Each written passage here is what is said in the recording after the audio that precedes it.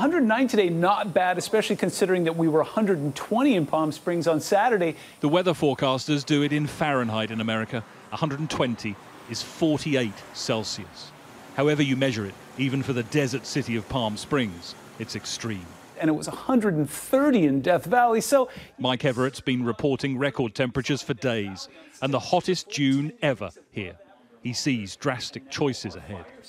It's climate change, pure and simple. Places like this may become uninhabitable, at least in the summertime. When you talk about the potential for 130-degree heat for prolonged periods of time, people will just move, will migrate. Very similar to like we did at the beginning of mankind. We're going to get away from the equators and start inhabiting the north. You know, if you're looking to invest in real estate, Greenland's a great place to look right now.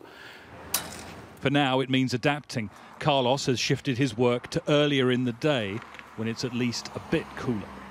Living out here in general, the people, everybody kind of has already acclimated to it, you know, and if we can't work in this heat, then we can't just stay at home, you know what I mean? Do you feel it's getting hotter though? Definitely, yeah. It feels like what the scientists warn of, more frequent and intense heat waves, has already arrived. Patrick and Ryan have just moved to Palm Springs. It does seem to be getting hotter. The waves that we've had more recently are much earlier in the year than typical. We won't get this hot until around August sometimes, or maybe September in previous years.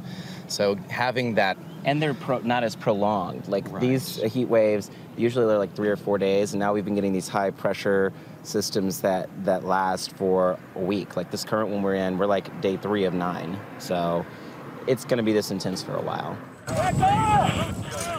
And across the west, with drought and heat, come the fires. This year getting bigger, earlier than usual. There isn't a fire season anymore. It's year-round. California's a place that's led the way in the move towards renewable energy, and its inhabitants are on the front line when it comes to the dramatic effects of climate change. Here, where they idolize the star of the movie, Some Like It Hot. How much more will anyone be able to stand?